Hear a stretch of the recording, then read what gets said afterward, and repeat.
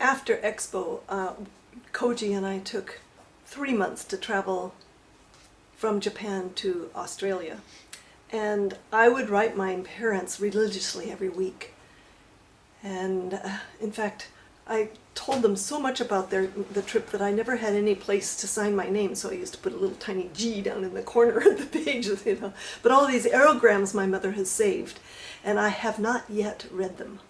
So that contains a lot of detail probably that I don't remember up here at the moment. So what I'm going to say now is just more my general impressions of having, you know, done that traveling and some of the highlights and stuff. It was a weird time because when we finished Expo, I had all this money from working as a foreign service officer at Expo, and we didn't have any plans, but we thought we would like to travel. But first he wanted to go stay in a Zen temple. So we went to Nara and stayed in this Zen temple that is just at the foot of the mountains on the west side. And he had a driver's license. So the priest there says, "Oh, you have a driver's license, so you can become my driver." And he put him to work. So in Japan, they have this system where you have memorial services for deceased ancestors. So every 90 days, and then every year, every 3 years, whatever is the interval. And so he would have to go around to these houses that had a small butsudan, a Buddhist altar in the house with the picture on it of the recently deceased, and he would have to do these services. So instead of riding his motorbike, all dressed up in his, you know, priest outfit, he had a chauffeur indeed. So Koji had to drive him all around during the daytime, and I was left at the temple with nothing to do. So I started going to the library in Nara City, and I met this really nice older man. His name was Mr. Wada, and he kind of took me in and started feeding me stuff on Japanese archaeology. And so I would take it home and I would read it, and this is the first time that I really actually got into Japanese archaeology, because up until that point I had been doing language, literature, and all of that. And so to actually read Japanese archaeology in Japanese, and I still have my little notebooks where I wrote down every vocabulary word that I didn't know, you know, increased all of that. So I spent my days studying.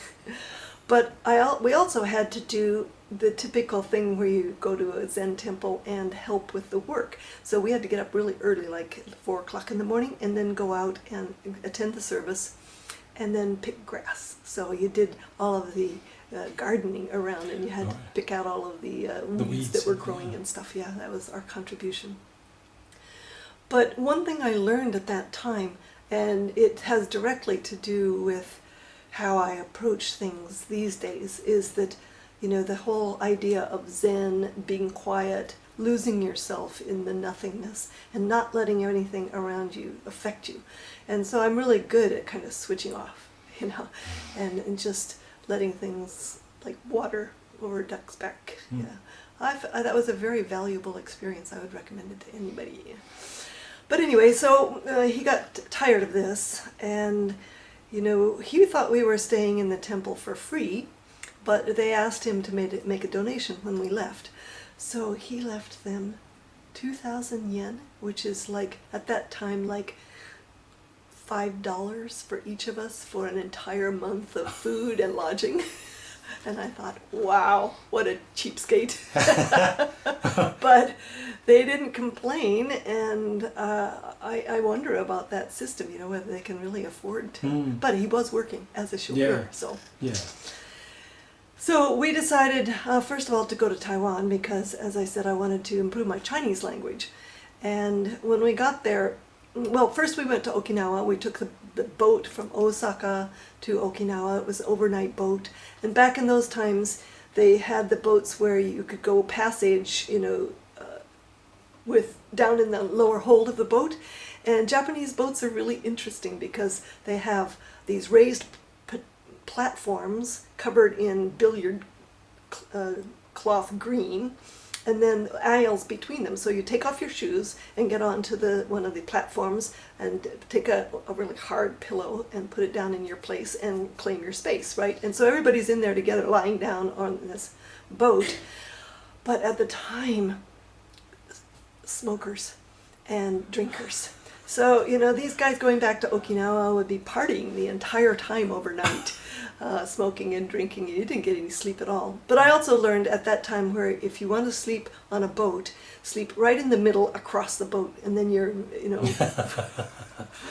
seesawing up and down. minimal waving. So we get to Okinawa, and we didn't know what we were doing, and I actually don't have too many memories of that, but we decided to go on to Taiwan, which is, again, an overnight boat ride. And we got to Taiwan, and I went to pick up the boxes that I had sent down from Japan so that I could study Chinese.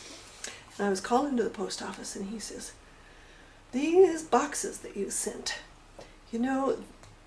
these books have People's Republic of China newspaper clippings in them." And I said, "Well, yeah, those are the Yale University Chinese textbooks, and we had to learn to read Chinese newspapers." He says, "These are forbidden," and he confiscated them. So I had no books while I was there.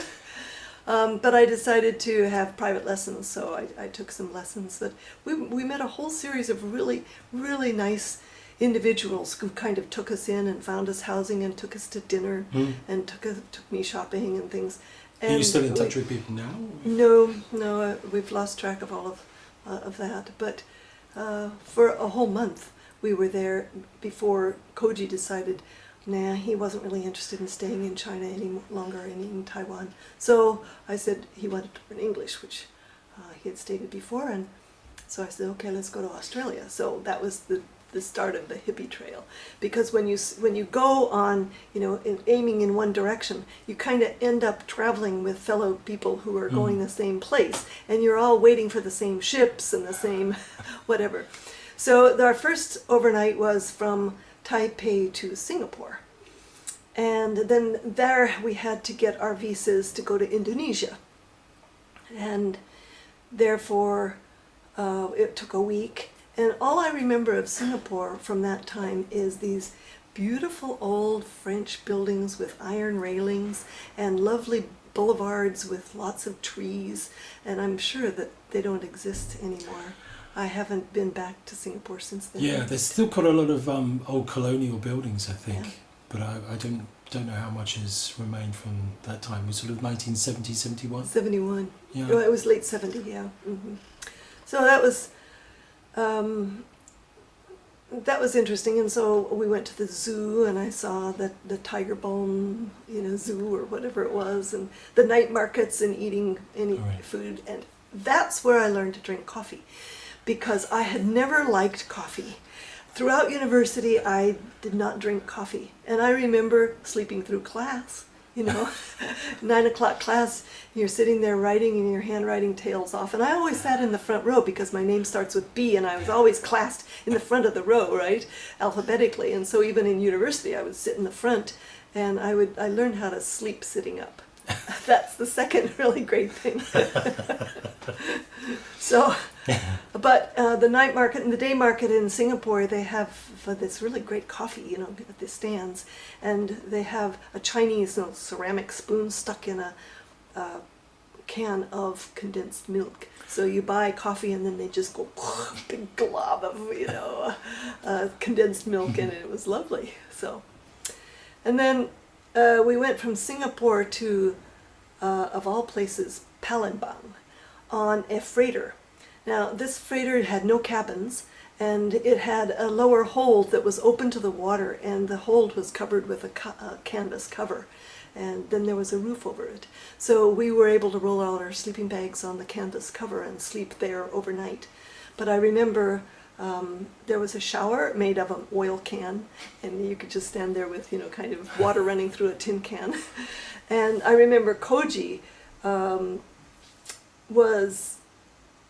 he's a beach boy. He was a lifeguard in his hometown, and so he wanted to go swimming.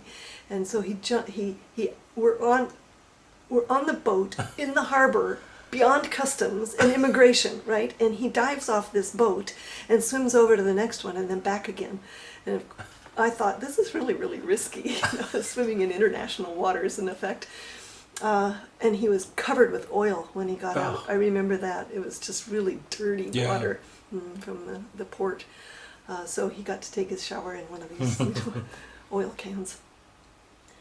We arrived in Palembang in the evening, and Palembang is in the southeast corner of Sumatra, and it's an old port that served the Silk Road trade, etc. But it was really out in the boonies at this point, and so when we got off the boat, you know, all of these kids would follow us and throw rocks at us. Foreigner, foreigner, you know. Jeez. And so the police took us and said, you better stay overnight at the police station. So they took us into the police station. For protection. Yeah, for protection. And they didn't put us in cells, but they had a back room with a wooden table in it and an electric light hanging over the table. And so they said, you can sleep here. So we slept on top of the table while the guy sat there and played poker all night. That was really, really an eye-opener.